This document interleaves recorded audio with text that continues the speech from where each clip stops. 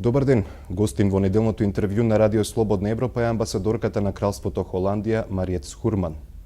Ambassador, the European Commission report has been interpreted as generally positive or generally negative. Are such debates and interpretations productive?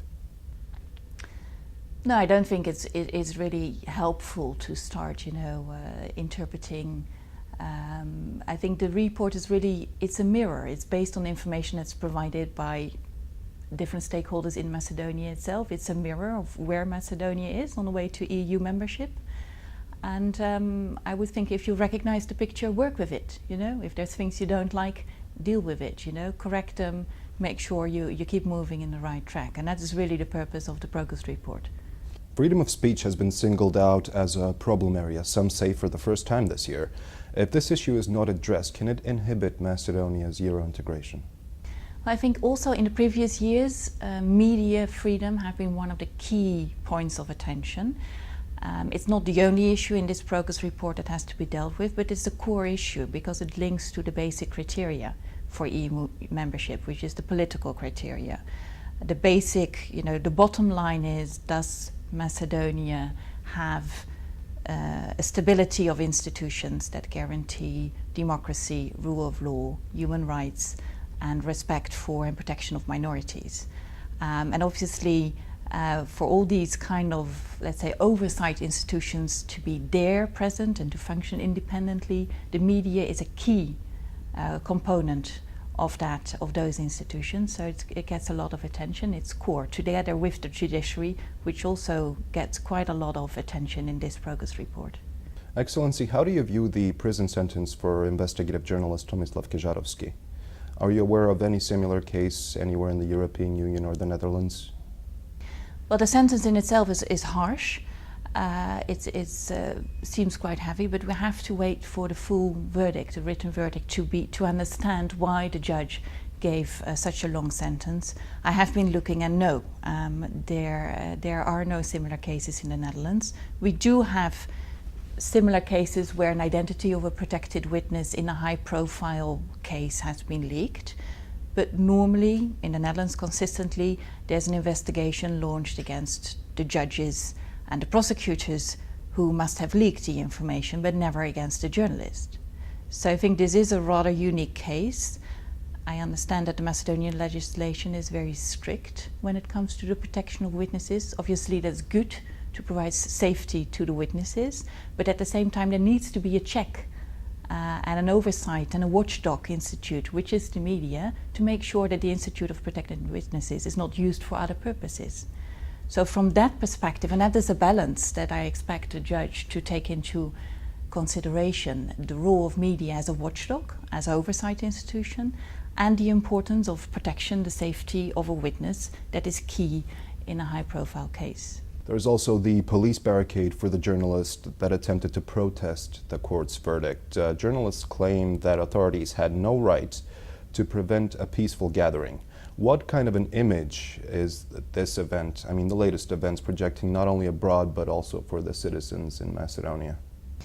Well, I think the police in itself didn't use violence, but there was a massive presence of security forces in what was indeed announced as a peaceful protest. So it's difficult to understand why it was necessary to prevent a group of peaceful protesters, which was not a very big group, to demonstrate in the place where they wanted to demonstrate, and I haven't heard very credible reasons why they had to be blocked. And that in itself, I think, is a concern, notwithstanding the professionalism of police forces.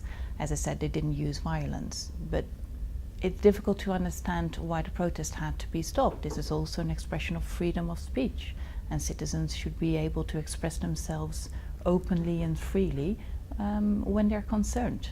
How do these latest events reflect on the rule of law in the country? I think that, well, taking it back to the progress report, it's quite clear that there are concerns when it comes to the rule of law in Macedonia, and particularly, I think, fundamental rights and freedoms. It seems precisely when it comes to this bottom line of stability and independence of oversight institutions, parliament, media, judiciary, there's serious concern that there is too much control and that certain mechanisms are used in a selective and politicized manner.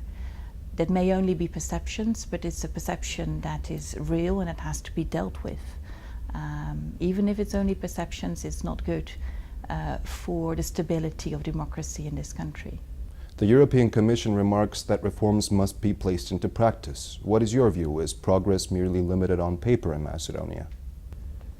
I think Macedonia's track record when it comes to reforms is really in terms of its legal framework, and I think the progress report is very explicit, and also Commissioner Füle explained the legal framework is good enough.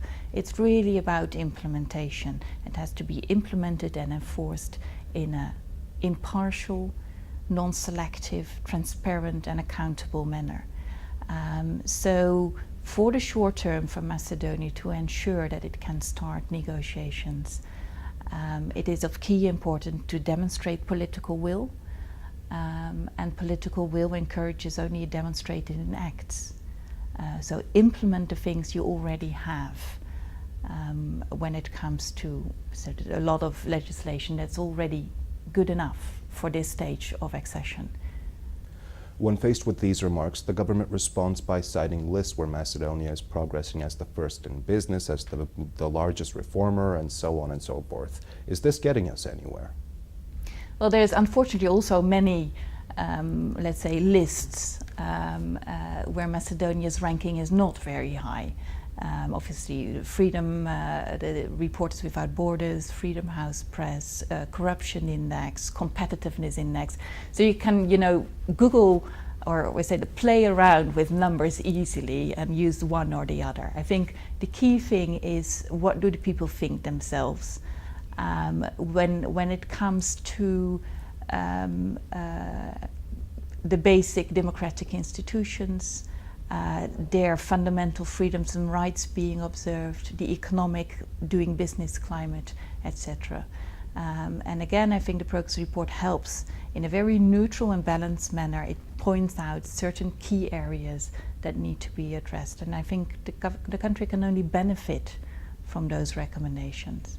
The Netherlands are working on the creation of a more efficient government. If my information is correct, the predictions are that from this year until 2020, the share of jobs in central government as a percentage of all jobs will fall from 3.4% to 3%.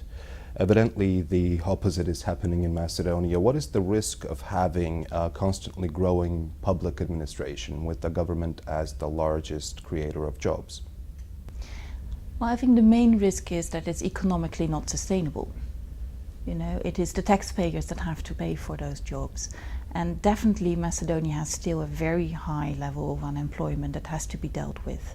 It can only be dealt with through economic growth, and that economic growth has to be driven by the private sector and not the public sector. So I think it would be really, as a measure for the health of the economy of this country, you have to look at the jobs that are generated by the private sector and to see what kind of strategy is needed for the private sector to grow and to employ more people. And that is the only sustainable way to deal with unemployment.